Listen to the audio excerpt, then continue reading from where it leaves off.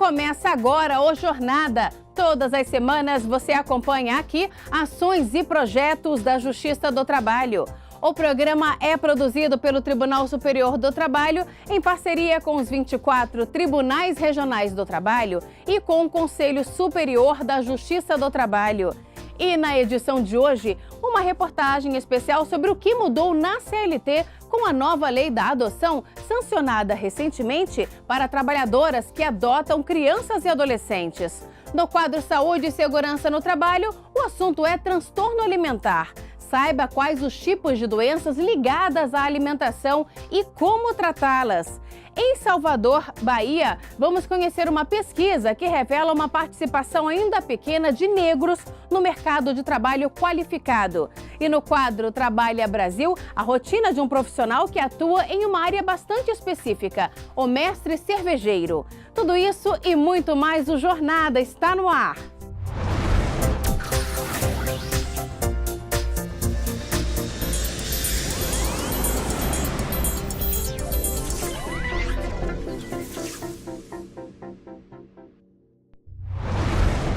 A empregada gestante tem os direitos trabalhistas assegurados desde a gravidez até alguns meses após o nascimento do filho. Esses direitos estão previstos na Consolidação das Leis do Trabalho, a CLT, e vão desde a licença de 120 dias até pausas para amamentar e a garantia de emprego por até 5 meses após o parto. Mas e as empregadas que adotam crianças ou adolescentes? Elas têm as mesmas garantias previstas em lei? Na nossa reportagem especial de hoje, vamos falar sobre os direitos trabalhistas para quem adota, que foram modificados a partir da sanção da nova lei da adoção.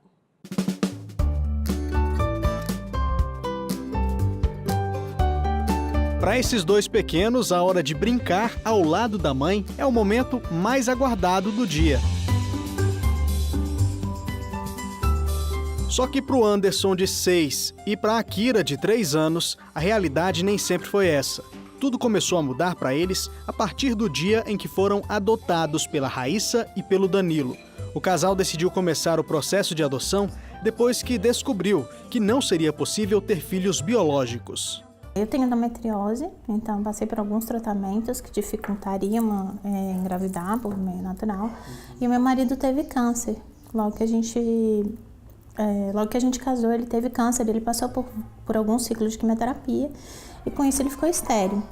Então, desde antes da gente casar, a gente decidiu que a gente queria ter filhos. Né? O plano da nossa família incluía ter filhos. Daí a pensar entre tentar uma gravidez, uma fertilização ou adotar, a gente partiu para a adoção.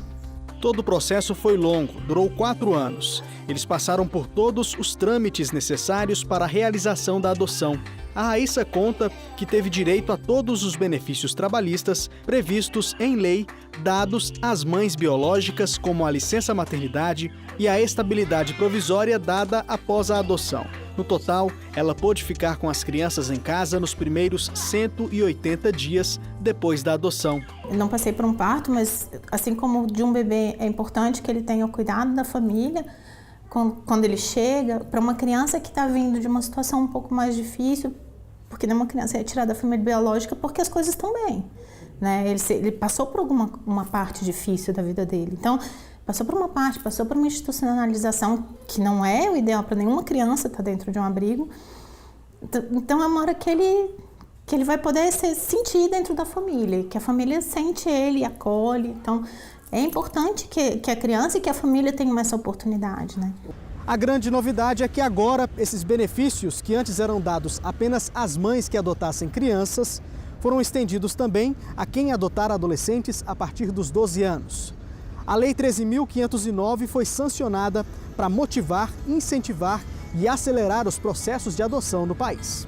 Com a sanção da nova lei da adoção, a CLT passa a vigorar com as seguintes alterações. A empregada que adotar passa a ter direito à estabilidade provisória, após a adoção e licença maternidade de 120 dias. E em caso de amamentação, a mãe adotiva terá direito, durante a jornada de trabalho, a 2 descansos especiais de meia hora cada um, até que o filho complete 6 meses. Para a mãe adotante vai ser uma grande vantagem, porque ela tem condições de realizar seu trabalho de uma forma muito melhor e sem medo e riscos de um processo de adoção. Então, a partir do momento em que ela conseguiu essa guarda provisória para fins de adoção, ela passa a ter essa estabilidade provisória, que aí vai permitir que ela possa trabalhar nos próximos meses com maior tranquilidade. Além, óbvio, da licença maternidade para adolescentes, né? Então, a partir do momento que eu adoto uma criança ou adoto um adolescente, a partir do momento que eu tenho essa guarda provisória, eu também passo a ter esse direito ao afastamento, essa licença maternidade, nos mesmos moldes que as mães biológicas já tinham. Para essa psicóloga, que é coordenadora de uma ONG que cuida de abrigos para menores à espera de adoção, essa oportunidade dada às mães adotantes, não só de crianças, mas também de adolescentes, é indispensável em todo o processo de adoção. É um direito que toda mãe tem. Se a mãe tem direito, se a lei está falando que uma mãe precisa de 120 dias de licença para cuidar do seu filho, a adoção é apenas uma forma diferente de fazer esse filho nascer. Então, ela também vai precisar de uma licença para poder cuidar do seu filho, para conhecer esse filho, para esse filho conhecê-la. Então, é de uma importância fundamental para o vínculo, para a construção desse vínculo, a licença maternidade. Uma aproximação inicial que é fundamental, principalmente nos casos de processos que envolvem a adoção de adolescentes, que, segundo ela, tem um maior índice de desistência por parte dos pais adotantes.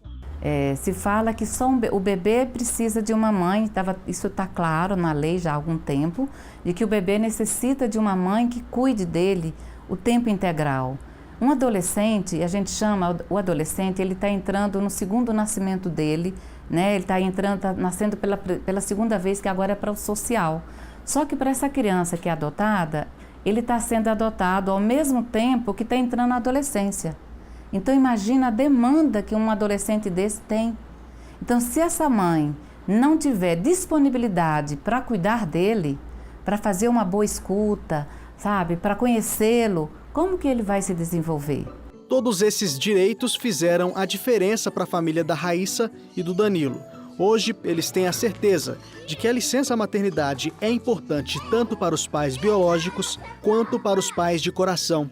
Então é fundamental, você tem que resolver uma série de questões, a escola da criança, a transferência da escola que estava antes no abrigo para a escola em casa.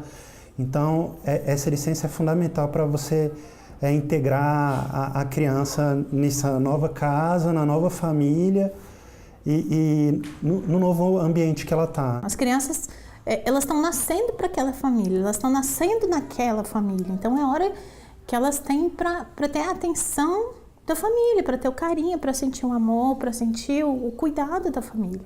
É essa hora, assim. Hoje eu trabalho 8 horas, eu vejo o tanto que é difícil. Os meus filhos têm uma segurança porque eles já passaram por isso comigo, mas eu entendo que mesmo para um adolescente que está nascendo naquela família, que está chegando naquela família, seja importante também ele ter o contato com o pai ou a mãe, ou enfim, a pessoa que vai cuidar dele, né? Para os pequenos que são irmãos de sangue, fica agora a felicidade por terem um lar. E o mais importante, o sentimento de fazerem parte de uma família. Eu gosto muito deles. Eu amo muito meu pai e minha mãe.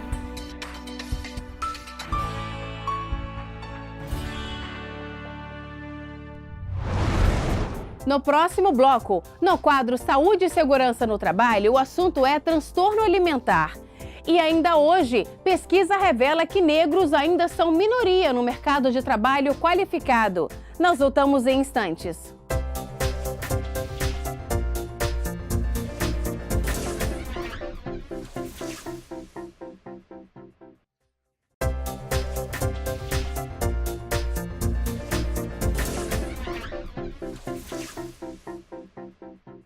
Vamos saber mais sobre a atuação da Justiça do Trabalho? Chegou a hora do JT em ação. A Escola Judicial do Tribunal Regional do Trabalho do Paraná promoveu o seminário Os Possíveis Impactos da PEC 287, Reforma da Previdência no Serviço Público, no Fórum Trabalhista de Curitiba. O evento contou com a presença de magistrados e servidores que participaram de uma análise sobre os possíveis impactos da reforma da Previdência no serviço público e desenvolveram uma série de atividades dedicadas ao tema. Estão disponíveis no site do TRT da 8ª Região as videoaulas sobre o PJE Calc. O curso foi elaborado pela Escola Judicial do TRT para magistrados. Entretanto, como o material também é aplicável ao perfil dos demais usuários, os vídeos foram disponibilizados para compartilhamento geral. Acesse www.trt8.jus.br, clique no link PJE Calc Cidadão ou inscreva-se no canal da Escola Judicial do TRT8 no YouTube. O Tribunal Regional do Trabalho do Maranhão lançou a campanha de sustentabilidade Doe uma semente para a Mãe Natureza, salve vidas plantando vida nos canteiros da 16ª Região. A campanha visa promover a conscientização ambiental entre magistrados e servidores da Justiça do Trabalho no Maranhão e resgatar a missão social do TRT em formar uma sociedade mais sustentável e responsável em preservar a natureza. No quadro Saúde e Segurança no Trabalho de hoje, nós vamos falar sobre as doenças causadas por transtornos alimentares, como a anorexia e a bulimia. A causa dessas doenças pode ser hereditária ou por traumas vividos na infância e, às vezes, elas são tão sérias que causam até afastamento do trabalho. Veja só. Se olhar no espelho e enxergar um corpo bem diferente do que ele realmente é, encontrar defeitos que podem até mesmo nem existir, se achar muito acima do peso e não gostar nem um pouco da própria imagem. É isso que acontece com as pessoas que têm transtornos alimentares. Eu sempre me vi muito mais gorda do que eu digo que eu sou, né? Então me fala, não, você não é gorda. E não adianta, por mais que falem, por mais que os exames mostrem que eu estou perdendo gordura corporal, né, que a sua calça está folgando, né, que sua barriguinha está ficando um pouquinho mais chapada, que você está criando músculo, por mais que você olhe, e você se olha no espelho, você vê outra pessoa. Susan foi diagnosticada com bulimia nervosa em 2006. Nessa época, comer muito e depois vomitar era algo normal para ela. Eu não tinha noção nenhuma de que era uma doença, né? E mesmo quando eu fazia os maiores episódios, né, assim, várias vezes ao dia, o tempo todo, após cada refeição, eu não tinha noção. Aquilo ali se tornou um hábito. Com o apoio do marido, Susan procurou uma psicóloga para tratar da ansiedade que a fazia comer muito. Lá descobriu que estava com transtorno alimentar. Nunca tinha escutado falar em bulimia, então ela começou a fazer esse desenho para mim, né, a psicóloga, de que de repente eu estava com transtorno alimentar. E quando eu falei com ela que eu já estava fazendo 10 episódios de vômito ao dia, ela falou, olha, a gente vai ter que entrar com a medicação. Os sintomas mais comuns em quem sofre com transtornos alimentares são: em casos de anorexia nervosa, o principal é o emagrecimento muito rápido. Já a compulsão alimentar é caracterizada pela vontade de comer exageradamente. Muitas vezes, a pessoa tem dificuldade para parar de comer. Na bulimia, a compulsão pela comida vem acompanhada de episódios purgativos, como provocar o vômito ou tomar laxante. E essas doenças causam problemas tão graves que podem chegar à morte. A anorexia nervosa, o principal risco seria a desnutrição e todos os riscos decorrentes dessa desnutrição, inclusive morte. A bulimia nervosa, ela poderia causar desde transtornos gastrointestinais, como diarreia, vômitos, esofagite, problemas dentários, como até perda dos dentes. E distúrbios eletrolíticos podem causar até parada cardíaca. Já a compulsão alimentar, o mais frequente realmente seria a obesidade. De acordo com um nutrólogo, a causa dessas doenças pode ser hereditária ou por algum trauma sofrido na infância, além dos transtornos de ansiedade e depressão. Mas algumas pessoas acabam desenvolvendo bulimia e anorexia por causa da pressão sofrida dentro do ambiente de trabalho. Apesar de atualmente se combater a imagem de que modelos e bailarinas devem ser muito magras, ainda hoje há muitos casos relatados de mulheres que pesam menos que 40 quilos. A pessoa que trabalha como modelo, seja homem, seja mulher, ele trabalha essencialmente com o corpo, que na nossa cultura é considerado um corpo idealizado, belo, o mais próximo da perfeição possível. E essa beleza e essa perfeição são definidos principalmente pela magreza, o que é alguma coisa muito perversa. E essa magreza costuma ser excessiva. Os transtornos alimentares são diagnosticados clinicamente, ou seja, não há um exame específico, e são tratados por uma equipe formada por um psicólogo, um psiquiatra, um nutrólogo e um nutricionista. Como é um time, cada um vai exercer um papel. O psiquiatra ele vai cuidar dos transtornos psiquiátricos, tanto do transtorno alimentar quanto dos possíveis transtornos psiquiátricos que podem estar associados ao quadro, lançando mão algumas vezes de algumas medicações. A psicóloga vai tratar da parte de psicanálise dessa paciente, fazendo uma psicoterapia. O médico nutrólogo ele vai tentar corrigir ou prevenir as complicações que esses transtornos alimentares podem causar, e a nutricionista vai fazer uma reeducação alimentar para tirar o foco de alguma possível alimentação errada que essa paciente possa estar tendo. De acordo com o levantamento feito pelo INSS, foram concedidos entre 2012 e 2016 203 auxílios acidentários e previdenciários a trabalhadores com bulimia e anorexia. A qualidade de vida fica muito prejudicada, tanto porque ela se direciona muito ao controle do que vai comer ou do que não vai comer, a preocupação com o alimento e o afastamento do convívio social. Às vezes atrapalha, inclusive, o trabalho, porque tem até a fraqueza física que pode dificultar a boa execução do trabalho, seja ele qual for. Hoje, Susan vive normalmente. Não foi mais afastada do trabalho por causa da bulimia. Ela pratica crossfit e outras atividades. Levando a sério o tratamento, a vida da analista é outra. E isso mostra que, mesmo parecendo difícil, o transtorno alimentar pode ser controlado ou até mesmo curado. Hoje eu sou feliz comigo mesmo.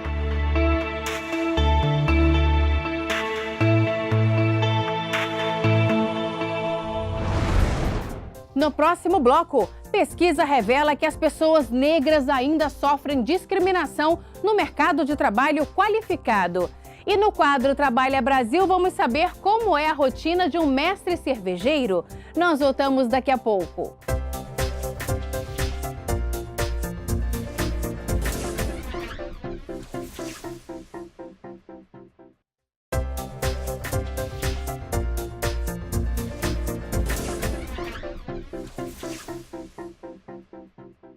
A escravidão no Brasil foi abolida em 1888, mas ela deixou marcas que são sentidas até hoje. Um exemplo disso é a participação no mercado de trabalho qualificado. Uma pesquisa do Instituto Ethos revelou que as pessoas negras no país ocupam apenas 3,6% dos cargos de gerência e que apenas 4,7% delas estão no quadro de executivos de grandes empresas. Raça, ritmo e cor. Salvador é uma cidade marcada pela cultura e por sua história. E ainda por ser a cidade mais negra do país. E seu povo, desde a escravidão até os dias atuais, ainda enfrenta dificuldades para ser incluído de forma qualificada no mercado de trabalho.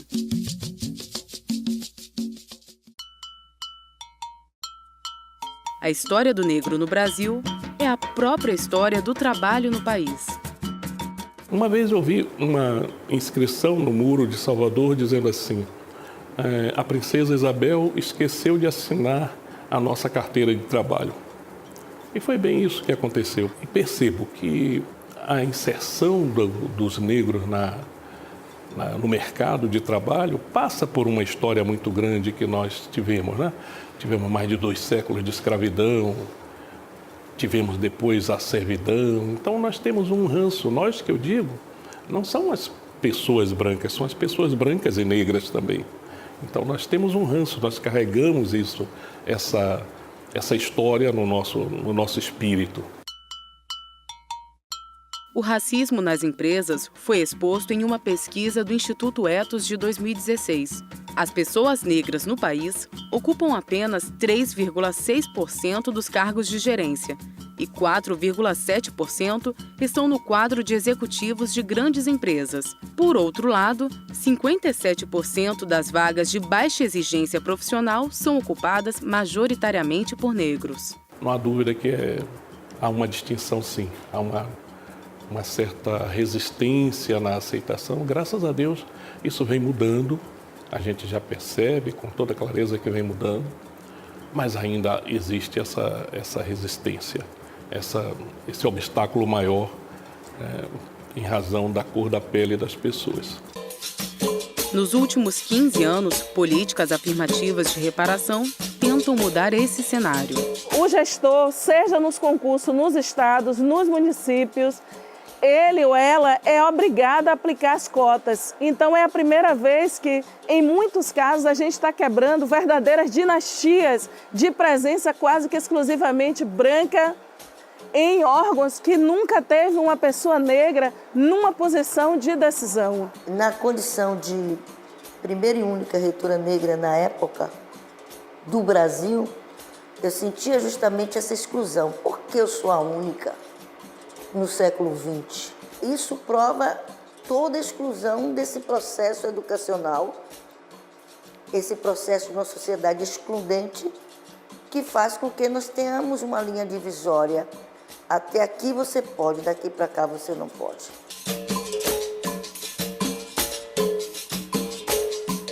A nossa juventude negra, ela precisa de oportunidades. A gente acredita que, através da educação e da oportunidade de qualificação, nós teremos uma população futura mais atuante, que tenha mais intervenção no desenvolvimento desse país e da cidade.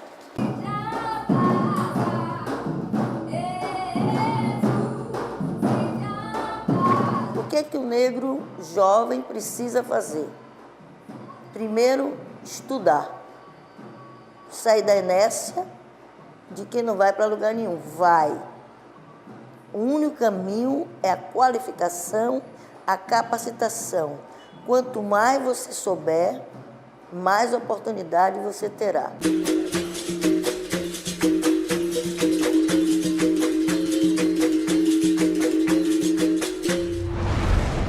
Sentar para tomar uma cerveja gelada é muito bom, mas para chegar até a mesa, essa bebida tão apreciada pelos brasileiros passa por diversos processos durante a fabricação. O responsável por tudo isso, e principalmente pelo sabor, é o mestre cervejeiro. E hoje essa é a profissão que você vai conhecer no quadro Trabalha Brasil. Depois do expediente ou durante os finais de semana, muita gente aproveita para relaxar um pouco e tomar aquela cervejinha, não é mesmo? Mas para que a cerveja chegue até a sua mesa, existe um profissional responsável por todo o processo de fabricação da bebida. É o mestre cervejeiro. Ele tem a função de desenvolver estilos de cerveja e selecionar as matérias-primas utilizadas na produção, garantindo que a bebida esteja de acordo com os padrões estabelecidos. Ryan exerce a profissão há 4 anos. Ele escolheu a carreira seguindo os passos do pai. Meu pai já mexeu com cerveja e eu sempre gostei de acompanhar ele. Às vezes ele vinha de madrugada mexer com alguma coisa, com fermento. E eu sempre gostei. Eu via também os equipamentos, não sabia o que ele estava fazendo. E por crescer nesse meio, eu quis ter um conhecimento maior sobre o que ele fazia. Aí eu comecei a estudar, comecei a querer aprender sobre os equipamentos, tudo. E eu fui criando, vamos dizer assim, uma paixão por cerveja. Pode até parecer a profissão dos sonhos de muitos, mas para se tornar mestre cervejeiro é preciso muito estudo. E para quem pensa que os cursos só existem lá no exterior, se engana. Aqui no Brasil tem vários, como de tecnologia cervejeira e análise de qualidade. O conhecimento em química e em microbiologia também é essencial para seguir a carreira. O mestre cervejeiro está envolvido em todos os processos de uma cervejaria, desde o recebimento das matérias-primas até o cozimento dos ingredientes. Depois disso, a cerveja passa para os tanques de fermentação e maturação, onde leva em torno de uns 7 dias, dependendo do estilo da bebida. E depois de pronta, é hora de degustar. Que a gente bebe, tem que experimentar uma quantidade muito pouca. É o suficiente para analisar sensorialmente. E Na verdade, é um padrão de qualidade muito grande. E para garantir a saúde do profissional, a equipe faz um revezamento na hora de degustar o produto. Mesmo sendo em baixas quantidades, querendo ou não, faz mal. Então, às vezes a gente também reveza o dia de cada um degustar para garantir a segurança de todo mundo, de não ter nenhum problema no futuro, tudo. Então é uma coisa muito bem controlada, não faz mal. Para cada setor da fábrica de cerveja, existe um equipamento de proteção individual específico. Isso serve não só para o mestre cervejeiro, mas para todos os profissionais envolvidos no processo de fabricação. Os principais é a touca, que a gente está usando aqui agora, o óculos lá dentro na produção para garantir que não estoure nenhuma garrafa, tudo e atinja a gente. E aqui na panela, em todos os processos, é luva. Luva está sempre com álcool também na mão. O pessoal todo usa uniforme para garantir que não vem com roupa contaminada, alguma coisa da rua. Então é feito um controle muito grande, tanto da segurança do funcionário, quanto com a limpeza e qualidade do nosso produto. Para Rayan, o maior desafio da profissão é inovar as receitas. Tá sempre criando cervejas novas, porque no mercado cervejeiro, cada dia que passa ele muda bastante, o pessoal começa a gostar de cervejas mais ácidas, depois de cervejas mais alcoólicas. Então é a busca por estar criando cervejas novas mesmo. E apesar da rotina pesada de muito trabalho, o mestre cervejeiro destaca que não escolheria outra profissão. Para ele, a melhor parte é poder apreciar o produto depois de pronto.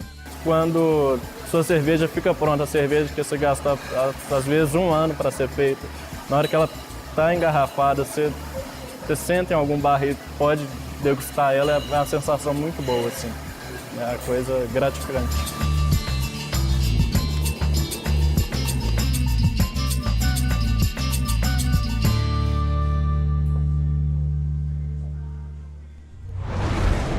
Por hoje é só. O Jornada fica por aqui. Muito obrigada pela companhia e até o próximo encontro. Tchau!